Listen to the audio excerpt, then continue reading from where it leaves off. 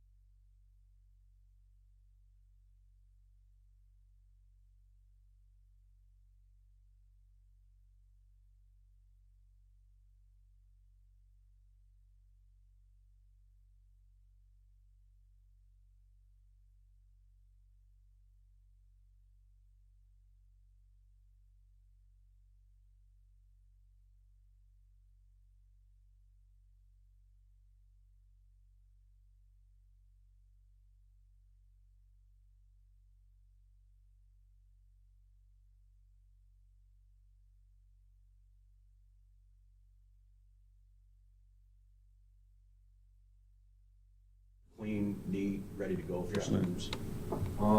So like September 1st, that's a Tuesday, that would be, The regular meeting that night. oh, there's a regular meeting then? Yeah. Okay. John Where do we and I want to do can it? talk. Does that, And then I'll send some dates out. Yep. I don't think there's any dates there that conflict with me. Okay.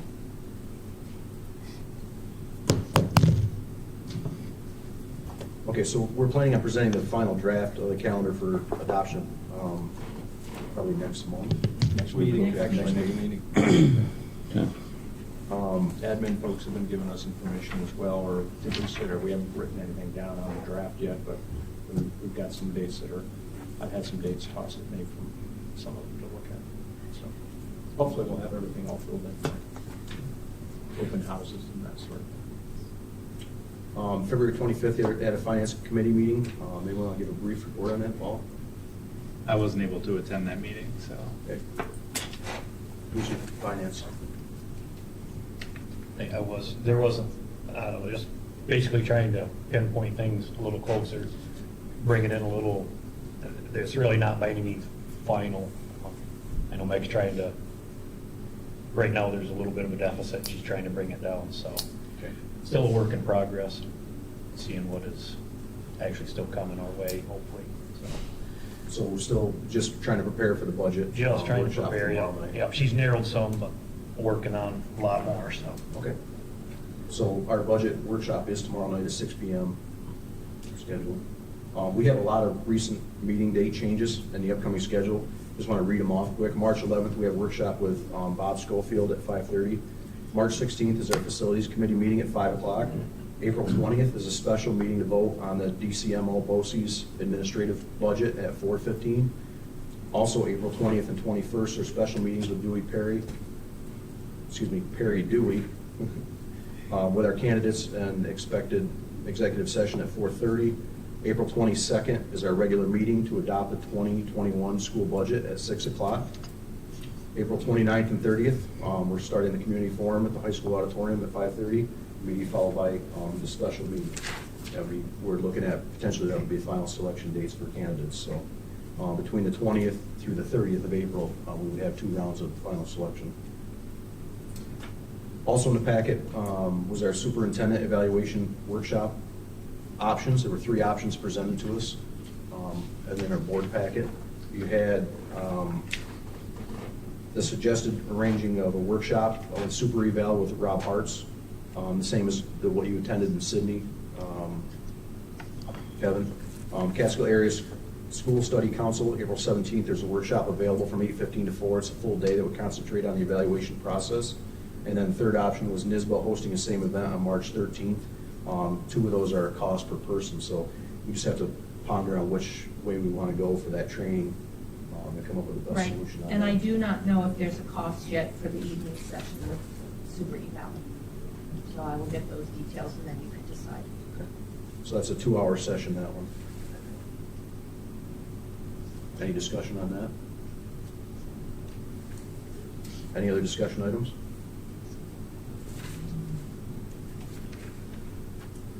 Okay. Correspondence?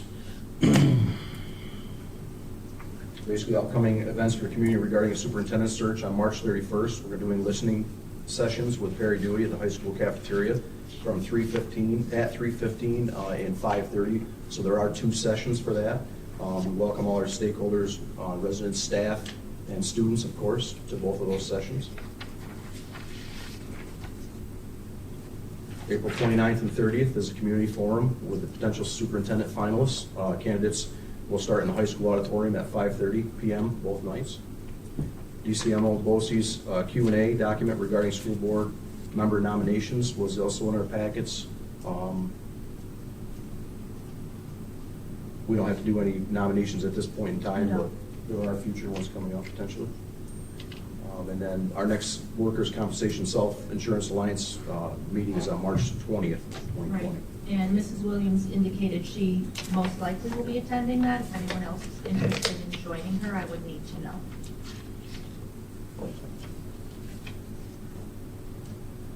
Okay. Up to presentations. presentations from GSA. Welcome.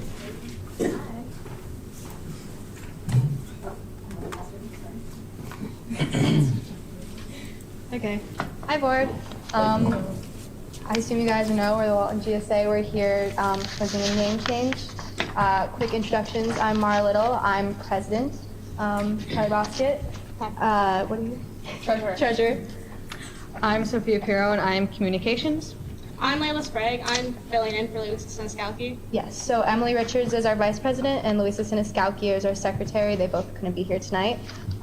We have Miss Neri and Mrs. Gilbertson out there. They're both our advisors for our club meetings every Monday. And we also have a lot of community members. Can you guys stand if you're here in support of GSA Lincoln? There they are.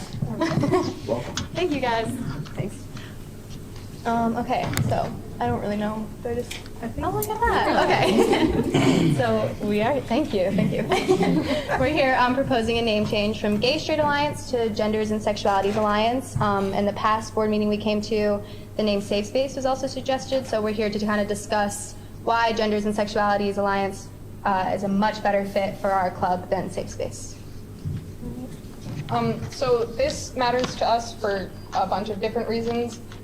One of the big ones is to make our group more inclusive, because right now the name Gay Straight Alliance is a very exclusionary name for a group that's supposed to be about inclusivity. We also want to align ourselves with national standards. And we would also like to better represent the purpose of our club, because, you know, Gay Straight Alliance just doesn't really do it. And we also just want to continue to, make the positive impact that we've had in the past. Right now, our club has an exclusionary name for an inclusionary group. And just the visual comparison of the two in inclusionality is astounding. While Gay Straight Alliance represents two groups of people, genders and sexuality represents so much more.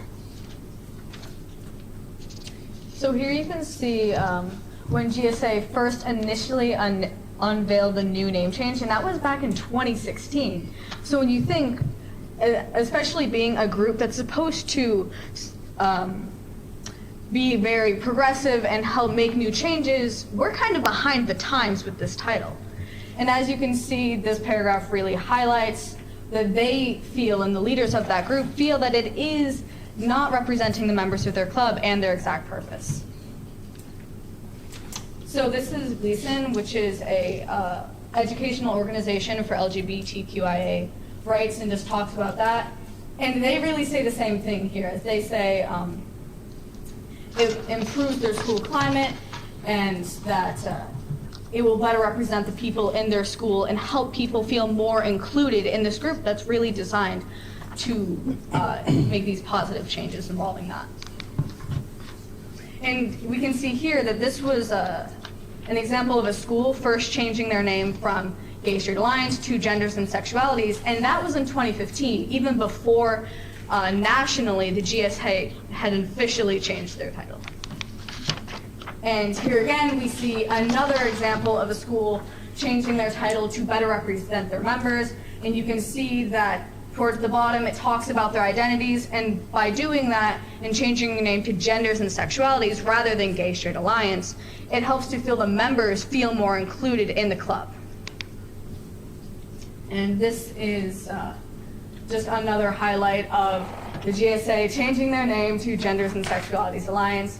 And the president here gives a little quote of how she feels, and says, "Anything goes in our club, and that you can be whatever you want." And that's really what we want to promote with our club, accepting everyone rather than just defining it down to two things here. And there is hundreds and hundreds of schools that have changed their names, and all of these articles can be found online. And there's been numerous high schools and colleges and official national groups that have changed their name to Genders and Sexualities. All right, so here we define alliance and safe space to just represent why we fit the definition of alliance. And I think one of the good ones here is an association to further the common interests of the members for alliance, which is is exactly what we're trying to do. But the important thing to see with safe space is that it's a place, and saying that a club is a safe space is kind of like defeats the purpose of having the club, because we're trying to make the whole school a safe space, not just our club.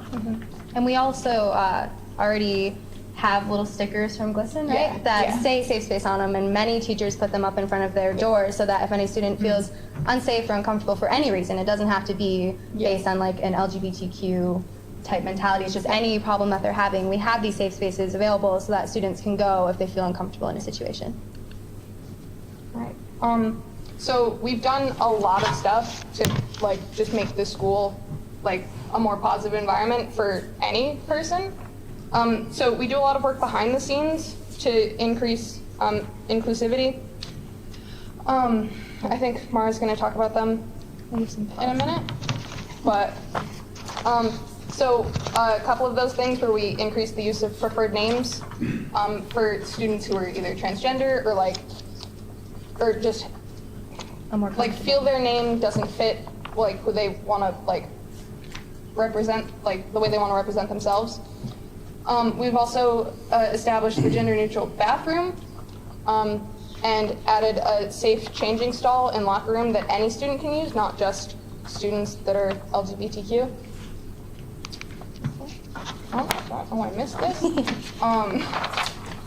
We've also increased the members of our club, like especially this year we had a huge increase. And we really want to establish a GSA in the middle school so that like we can start early, and then that'll also help with getting us members, because like they'll start in middle school and it'll be a great time, and then they'll come up to high school and they'll still be in it.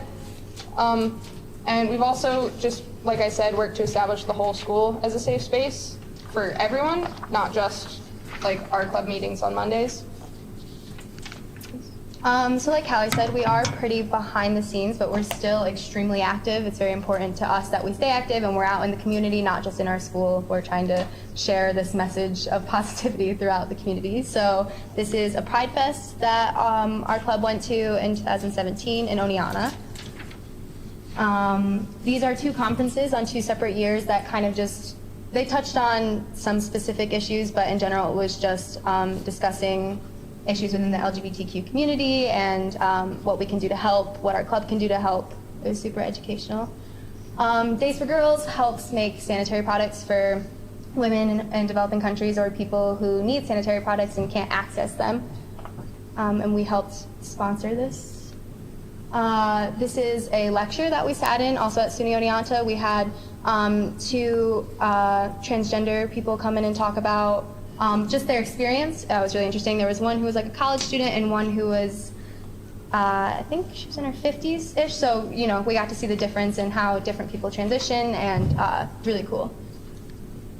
This is a little dinner movie. We went to go see Love, Simon, which was revolutionary because the protagonist was a gay character and his experience with falling in love.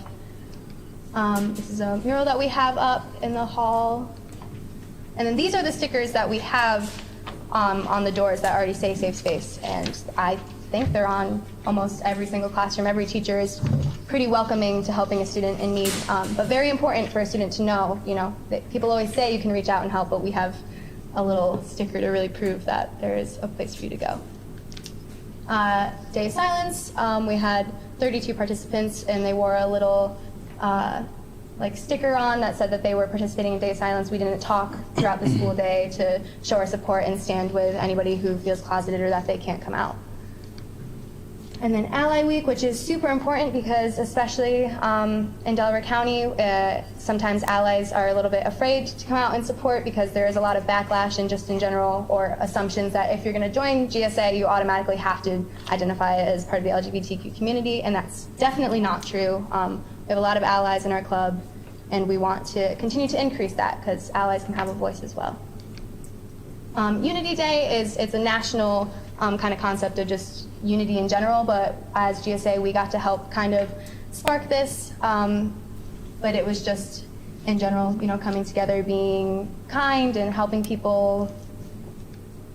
And then this is a conference that Ms. Gilbertson went to, or a presentation, yeah, in which she went and learned a lot, and then we got to learn a lot from her, so that was really cool. So these are some testimonials that we have. They're actually excerpts of testimonials from past members, people in the community. So we're going to read aloud the excerpts to you guys, but we also have, right there, the full typed out testimonial from everybody, but these are just the most highlighted points. So this is Christian Vitek. He was a formal president of GSA, and he said, the Board of Education's decision to rename the organization Safe Space is a harmful and destructive decision against the positive work and service of Genders and Sexualities Alliance has constructed for the district and the local community. Safe Space does not promote the essence of the community, and the name change does not align with any national LGBTQ+ coalition, but instead a broadened term for marginalized communities to come together. The rhetoric Safe Space promotes does not identify with the mission, activism, and service the Genders and Sexualities Alliance has proposed in the community. All right. So this is an excerpt from Taylor Gardner, one of our former members. And in this, she kind of gives her own personal account of her experience of not identifying with the current gay or straight narrative. So she says, not changing the name is by erasure and ignores relationship between gender and sexualities. It forces students to choose instead of being able to work on themselves, which is what high school is for, and it's just enforced discrimination instead of acceptance. All right. Noah Condon is also one of our former members, and he said, the GSA has educated our school to the best of its ability and has tried to make students feel welcome and have safe spaces posted all about the school. As a former member, I believe the GSA should be known as the Gender and Sexualities Alliance because this leaves an open space for allies and students of any gender or sexuality. It also leaves room for the GSA to not only educate the club, but the school about the genders and sexualities that exist. A name like Safe Space is not a fair title for the club, as that is what they are trying to create, but doesn't make it clear as to what the group is. This next testimonial is from Jason Reinhardt, and he writes, the GSA was there for me and many other students during hard times figuring out who they are. Students shouldn't have to be afraid because of who they are. Students need to be educated so they can understand that these things are normal. Questioning your identity is a normal part of life, and that you're going to be doing it many times throughout life. Education to me is important. Knowing that the students have a support system is important to me. Walton is such a tight-knit and small community. Everyone is important and has a place here in Walton and in the schools, no matter how they identify. So this is from Miss Neri, and she's going to read aloud her testimonial for us. I'm not going to read my testimonial, but I wanted to give a testimonial. It's got two parts. The first part is really asking you guys to help correct a mistake that we made when we created this club. We were ignorant. We didn't know that the Genders and Sexualities was an appropriate title because growing up, it wasn't. It was the Gay Straight Alliance. So we need you guys to help us fix this mistake. We've gotten so much education and made all of these connections with the community and with members out there who have more knowledge about this than we do. I mean, I'm a high school math teacher and we have a guidance counselor. We still all have a lot to learn. So the first part is me really asking you to help us fix that mistake when we created the club. And then my second part of the testimonial is addressing the concern that was brought up when we had previously come to you guys about, does anyone actually feel excluded by the name Gay Straight Alliance? And as a bisexual woman, I'm an advisor here. I helped create this club here, and the name doesn't include me.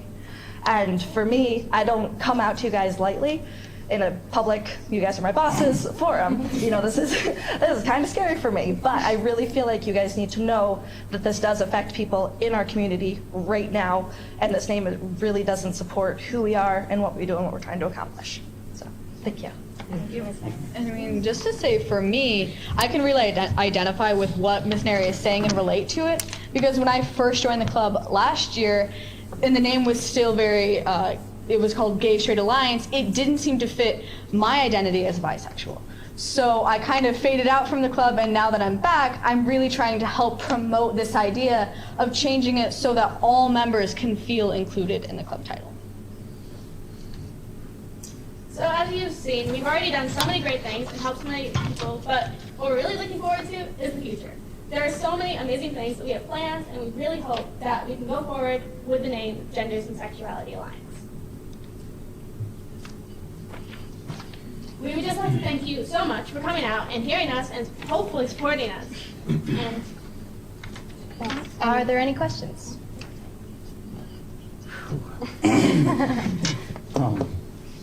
We say, first of all, thank you. Excellent presentation. You all publicly speak very well. Thank you. It was well put together. Thank you. That's a lot of information to take in.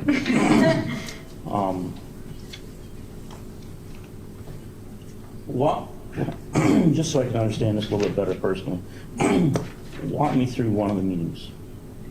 Your club gets together. Yeah. Just take me through one of those so I can. Okay, yeah, sure. So it's lunchtime. So we're all getting our lunches, going up to Miss Nary's room. Usually I go in a little bit early and write an agenda so we know what we're going to talk about. And primarily, our goal is to figure out what we're going to do within the community. That's always very important to us. So we're always looking for fundraisers or activities that we can do, like the Pride Fest or a conference. It's a big deal to us because this community doesn't really have, everybody's out there. The LGBTQ plus community is out there, whether we're going to acknowledge it or not. And so we want to create the voice for these people so that it can be acknowledged, especially in a small conservative area. We get a lot of backlash. And so it's important to us that on top of everything else, we're educating ourselves. And then usually we'll just throw around some ideas on what we can do within our school. And I think we've done a lot within our school, but we're always looking for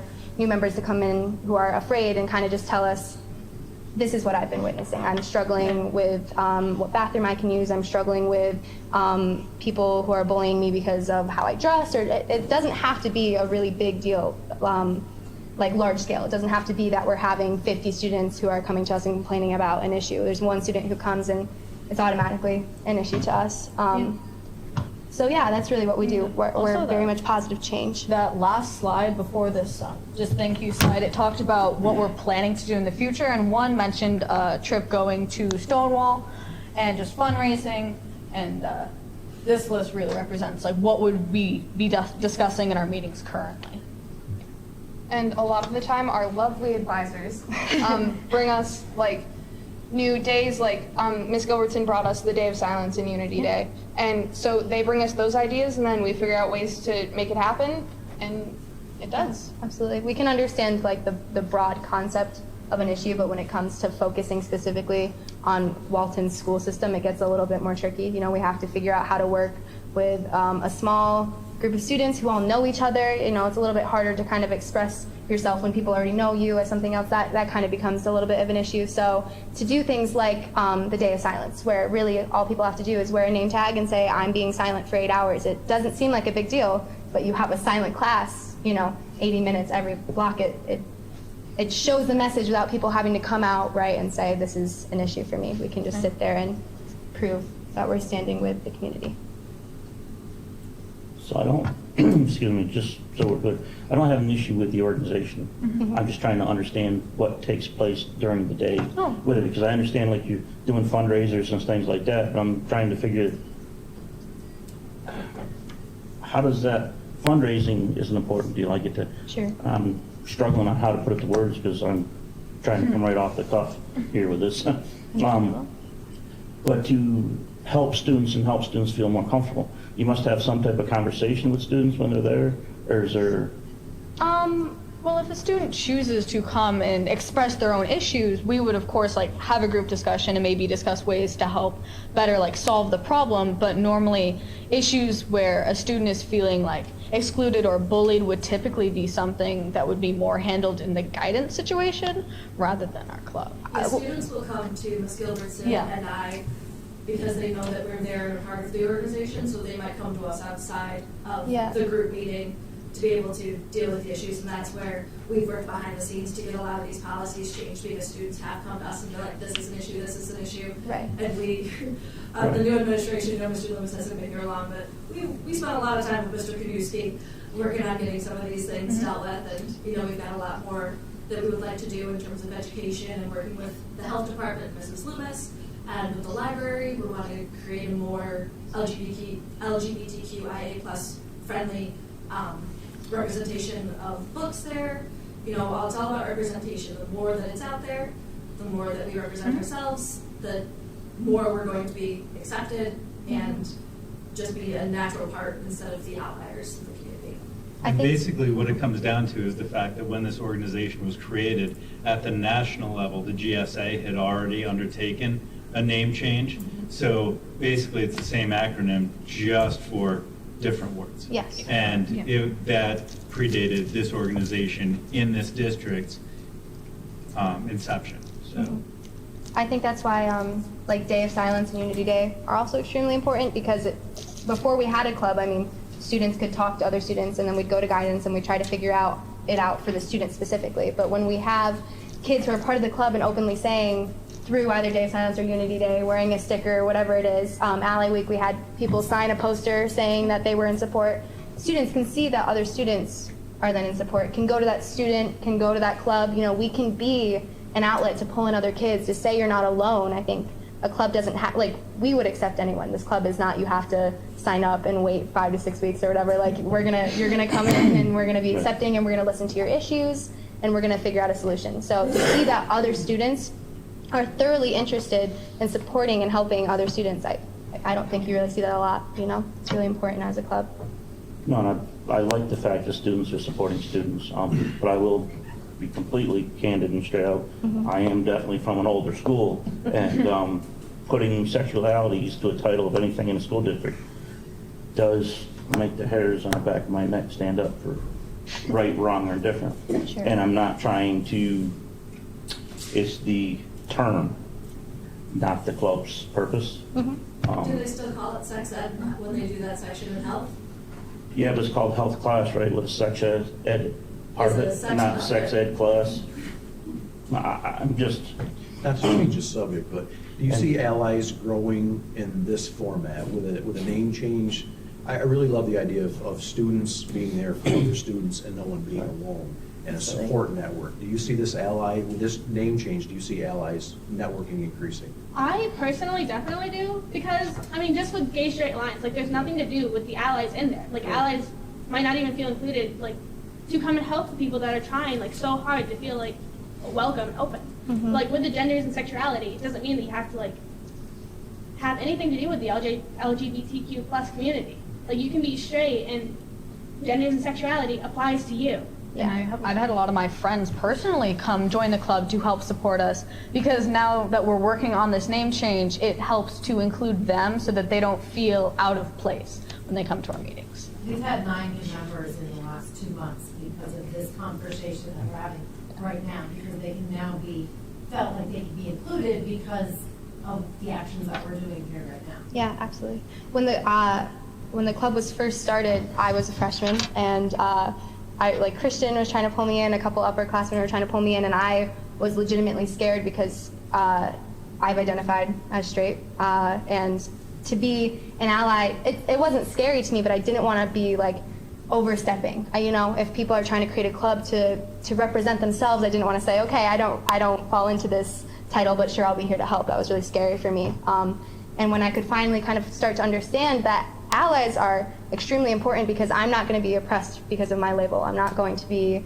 attacked because I identify as straight. So I can go out and preach these ideals to people that wouldn't usually listen. They wouldn't listen to somebody who comes up and says, I identify as part of the LGBTQ plus community, and this is what I have to say, which is awful, and that's part of what we're trying to work on. I don't want to say that I'm necessarily the speaker of whatever, but when you get down to the nitty-gritty of it, kids are scared because the label makes them less than, and that's what we don't want at all. So when we have just gay and straight, I feared it because I didn't want to be stepping on anybody's other toes, and other people feared it because they didn't identify as gay or straight. So it didn't work for either allies or for anybody else for the community. And when you put in genders and sexualities and we say, etc., as part of it, you know, you don't have to identify as anything. That's not important.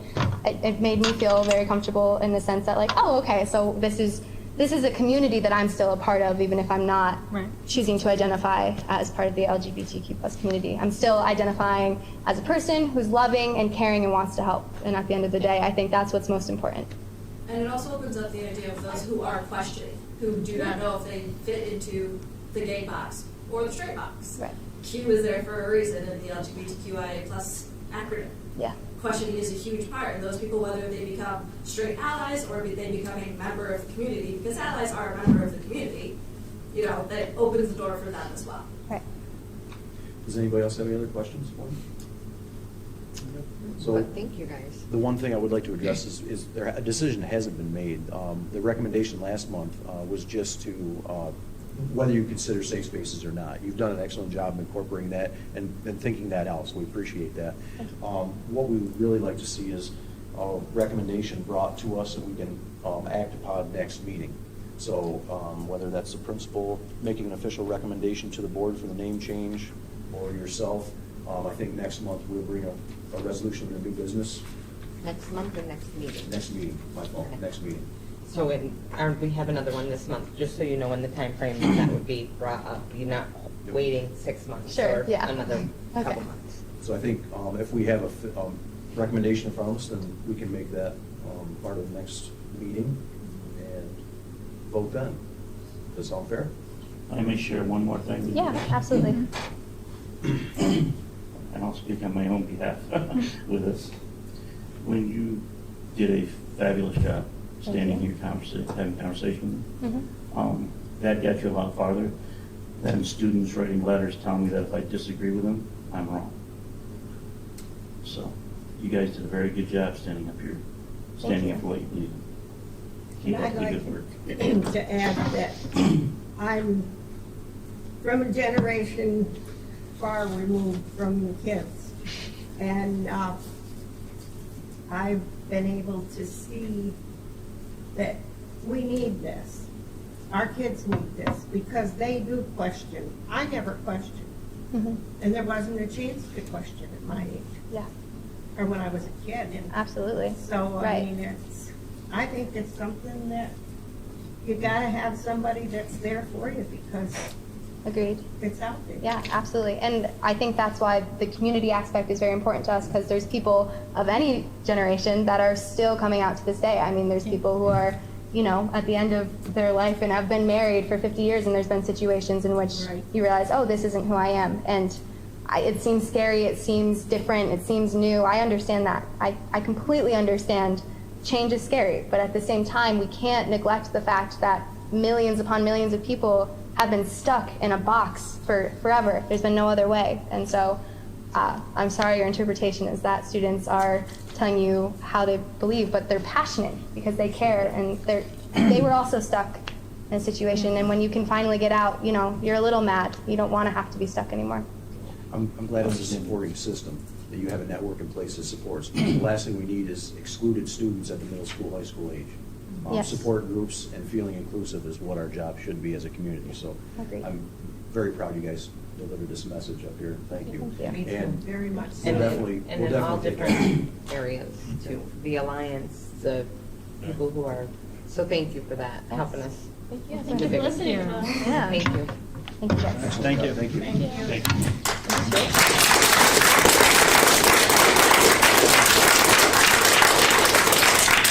And if you were here just for the presentation and the support, you had great support in the crowd, and if you get up and leave because you don't want to be a part of the rest of the meeting, we're not going to be offended. It's perfectly okay. But thank you for the support.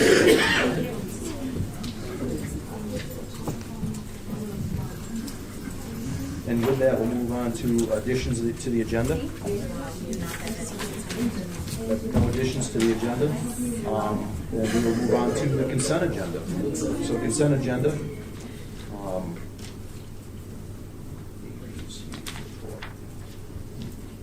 Where's my computer? Okay, so on our consent agenda resolution, we have declare surplus, a personnel resignation / retirement, and a personnel athletic recommendations as part of the group. Motion to approve. Motion by Paul, Second. second by Marilyn. All those in favor? Aye. Opposed? Carried. Sorry, Greg, I said it for you. What's that? I said, all in favor, instead of just saying aye. Sorry about that. Aye or all in favor works okay. Trying to help you. Okay, policy update by Paul. We have a second reading for adoption. Okay, just for fun. Better. Just for fun here. All right, second reading. 1120-E, School District Records Exhibit, Application for Public Access to Records.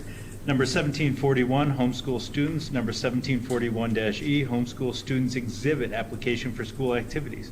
2410, policy development, adoption, implementation, and review. And number 5605, voter registration for students.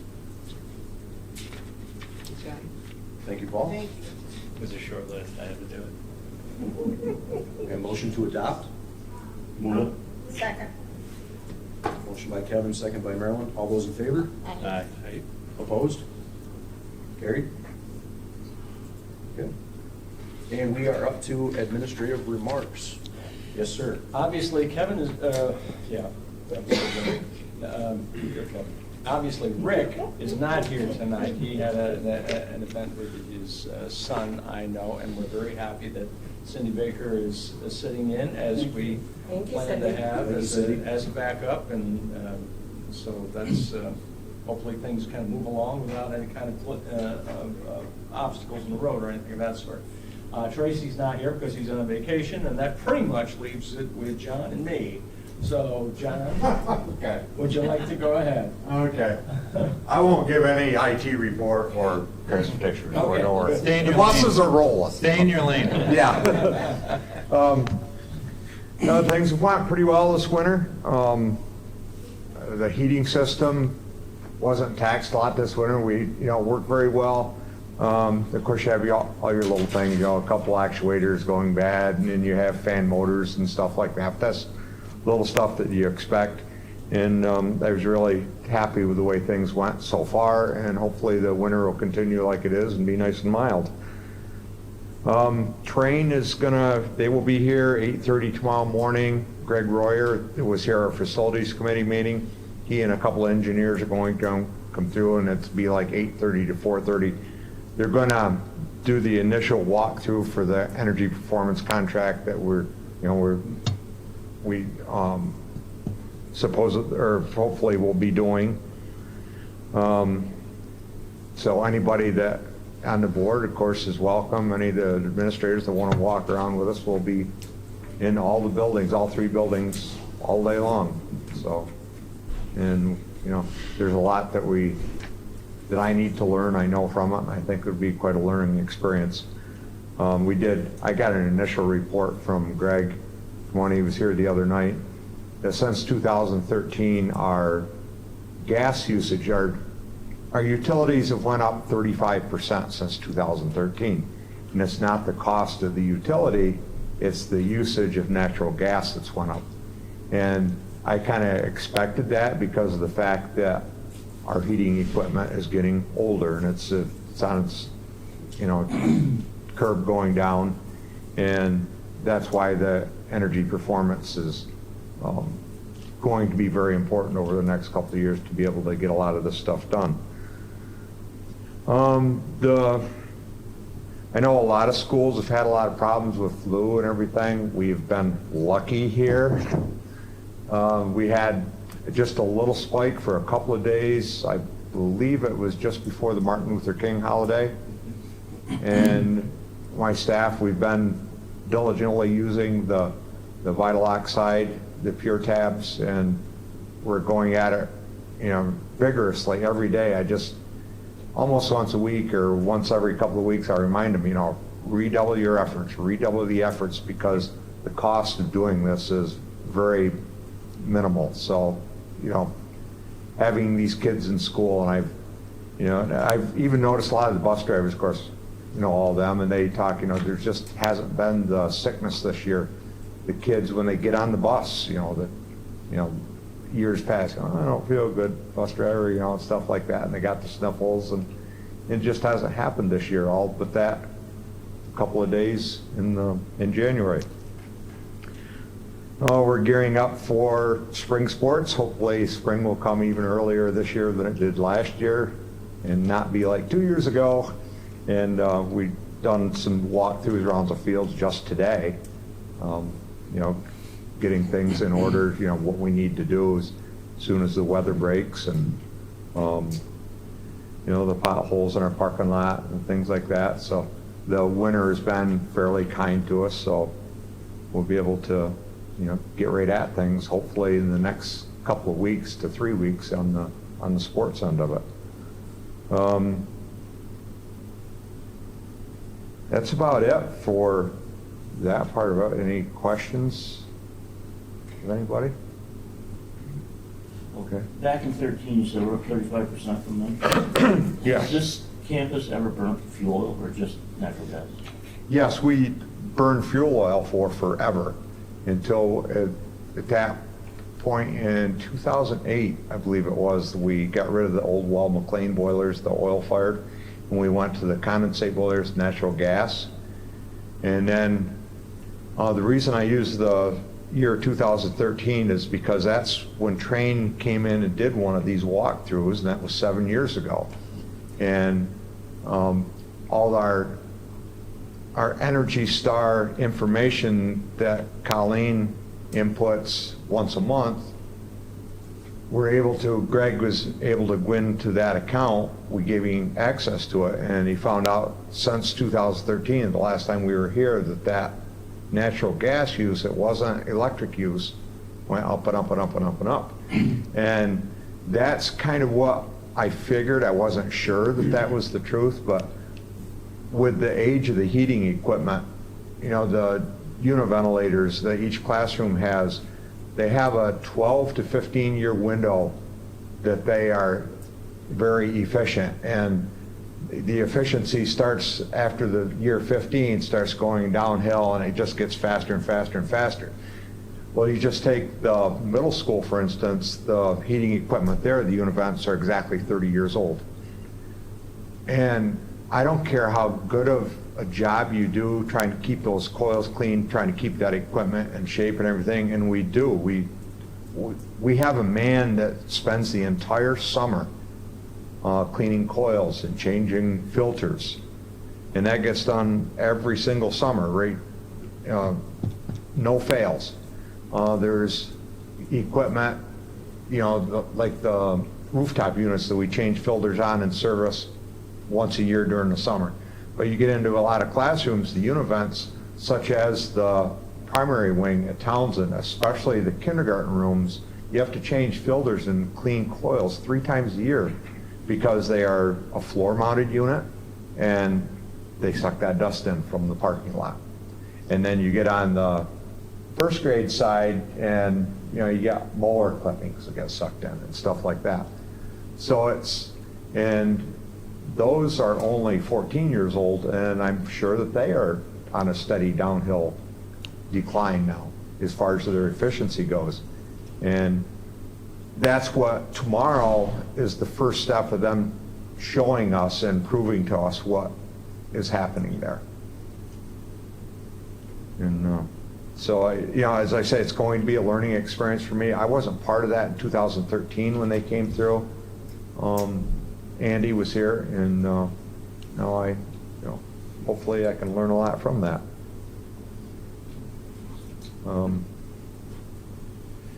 Now to my evening and weekend job. We just completed the wrestling season. Cody Merwin was 4th in the States, which we were very proud of. Cody's only a junior.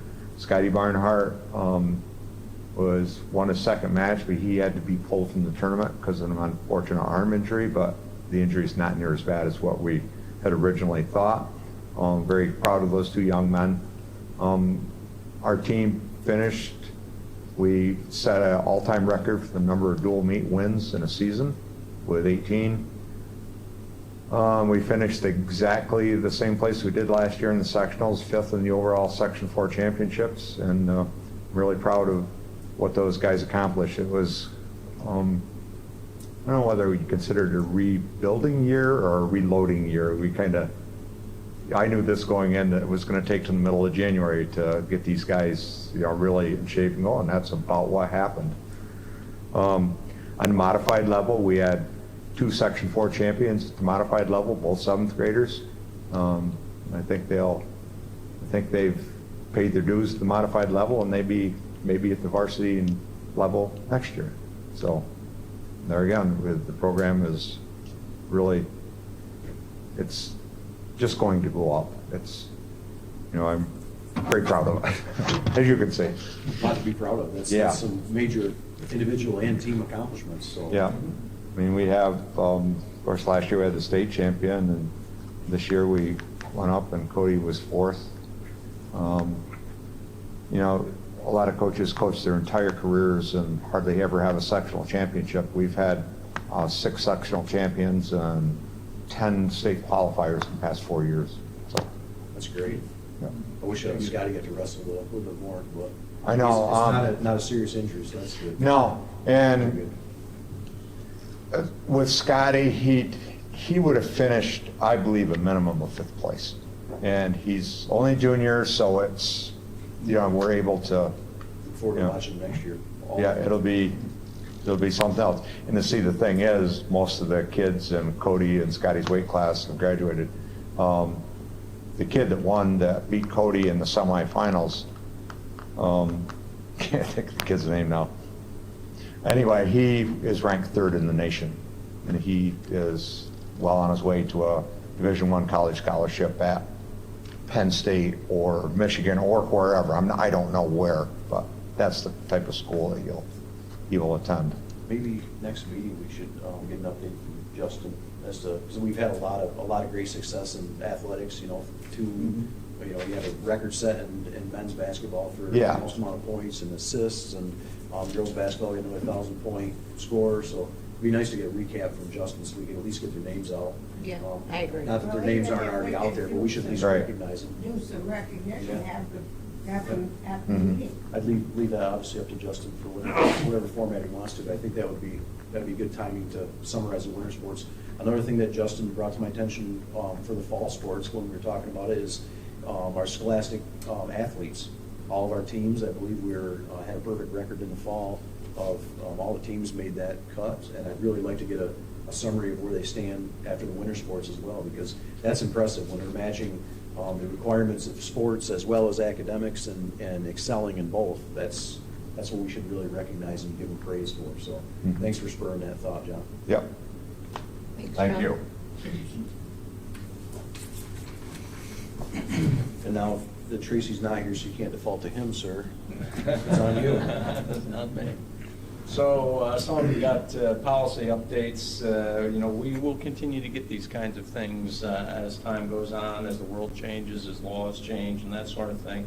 And we're now that we've got a nice packet of them, I'm trying to think anyway about a good way of trying to regularly approach that, so that what you don't end up is not do anything between now and November, let's say, and all of a sudden you're back 50 policies that you've got to go and take a look at. So I don't think it'll be anything too difficult to handle, but it's just something we need to attend to on a regular basis. So I have been thinking about that. I actually worked on it a little bit maybe a week and a half ago, and then it kind of went to the side after that with some other things. So we'll get back at that and get back to you with a process or suggest a process. At my Friday meeting, my meeting last Friday with the other superintendents who were on the BOCES, we meet once a month, as you know. There was some initial presentation of the BOCES budget. Honestly, we had some questions about some pieces, and we asked them to go back to the drawing board on a couple chunks. A couple sections of that budget. Your vote on that budget, just for information, and maybe I'm talking to the choir here, but I mean, your vote is really just about the administrative portion of that budget, because the rest of the other budget is all about purchasing of services. So, what creates that budget basically is how many students do you want to bring into the CTE program? How many special ed students are you asking them to deal with in their classes? What kinds of services are you purchasing? So it's really just the administrative budget that you'll be looking at when it's all finalized. But we did get a look at some items, and we did make some suggestions and asked them to go back to the drawing board on a couple pieces. So just so you know, we do interact with them and talk with them about all that stuff. The facilities planning group had asked that I speak with the architect over the break that we had, and Meg and I both decided it was better if both of us went, so we met over there and we had a conversation with the architect. I think that went well. I won't go into a lot of detail about it, except that I think you picked up a couple pieces. If you haven't, then you will be getting them another rendition of the map or the site plan that we looked at before. So, we have gotten some additional data in terms of billing and those kinds of things, as we were talking about before. So hopefully we're all on a smooth track with respect to that. It was a really good meeting. It was a very, very good meeting. Our website has, we actually have made some changes on the website. When you first look at it, I was just looking at it today again, and one of the things that we actually talked about was having there are 3 columns on it, and I don't think we're going to be able to change the actual format of the website in the immediate future. We may be able to do something over the summer, but in the immediate future, I don't think we're going to be able to do that. But one of the issues, and it was an issue for me too, was that the center column, which talks about social media, and the news column over on the left of the screen, they oftentimes look the same. And if you go back to those right now, I think what you'll see is that they look a little bit different because of the way we're approaching dealing with the social media piece, and one just doesn't automatically make the other there. One of the I'll just give you an example. Several weeks back, you remember that Meg Hungerford did an interview with one of the radio stations about budget. And one of the concerns was, well, the way that we were doing things is that would quickly get lost down the column because of everything else piling in. And while it is down the column a little bit, it's still there. It hasn't dropped off the page. And so I just think that's a little bit of evidence that we have made some shifts on that. One of the problems that we have right now is that the banner across the top, there are 10 photos that we can get in there. We are having a mechanical problem with that, and we are in conversation with folks at BT BOCES to change that up. But we're having some kind of an issue with respect to that. We can't get into that to change them. So if you're looking at those pictures and saying, I know I saw these 2 months ago or 3 months ago, we are having a problem with that. So I apologize, but we are taking a look at it. Also, last Friday at my superintendent's meeting and in a subsequent meeting yesterday with my our RNs and our building leadership, our principals, we've been talking about all the coronavirus issues and that are out there. I just want to assure the board that we have been taking a look at some strategies and things of that sort. We do have a nice, NYSBA put out a nice summary sheet, one side on coronavirus, and it's attractive to look at, so it catches your eye. And we are planning on putting that up on the website. I do have a conversation with PJ tomorrow to do that.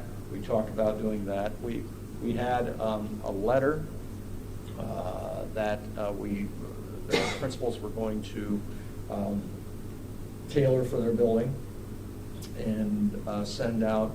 We, at the elementary school especially, but the other 2 principals are talking about it as well. It's out there. Sorry not to interrupt you, but I got the email today. They both sent them out. Excellent. For middle school and high school. I can't speak on Townsend, but as having middle school and high school student, it came through the email today. Yeah, they were going to talk about it doing them this week, and I didn't know exactly what the day was, but thank you. But we're redoubling our efforts and reminding kids and adults about hand washing down at the elementary school. Artie was talking about maybe putting up some laminated posters in like at the doors to the restrooms or other key locations, saying, remember, hand washing is important, those kinds of things. And of course, John, as he mentioned to you, they're using the atomizers to spray around the area on a pretty regular basis.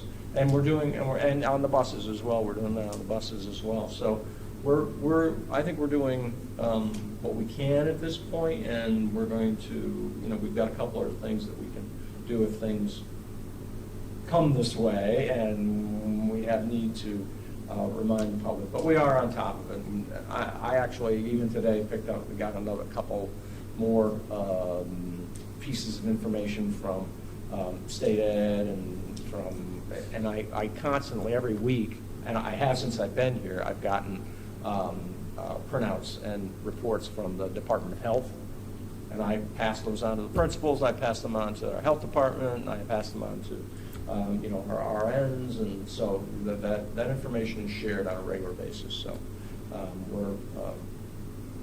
I believe we're on top of it to the extent that we can be at this time. The last thing I want to mention is that yesterday I went over to Delaware Valley Hospital and spoke with Paul Summer over there and a couple of the other staff over there about the possibility of initiating a telehealth program. I don't think, honestly, it's something that you're going to see in the next 2 months, but it's conceivable, and I'm only saying conceivable out there in TV land, that maybe we could have something up and running at least for one building in September. But we're in very early conversation stages with respect to that. And after our meeting yesterday, they had asked for some data from me in terms of, or from us in terms of number of students and just general data. Nothing specific on anybody, but just general data. We're going to, try to work with them. The telemed machines, I've been to a couple presentations, and actually one school district where they use it, the school district was farther out west in the state. And, it's, I think it is the wave. I think it's a place where we're all going to be, and it would be nice if it's something that could be expanded out for the rest of the community as well. But nothing like that at this point. But anyway, it was a very exciting conversation. We looked at some possibilities in terms of acquiring the equipment. We talked about space. We talked about possible numbers of students. Some general conversation about what it might look like. The best I can tell you now is stay tuned, but it was just excited to get our first conversation. Is this for general health support, mental health? They already have something going on over there with mental health. Right, that I know, but in terms of integration with the school, I wasn't sure because this would be I know general. Okay. Yeah.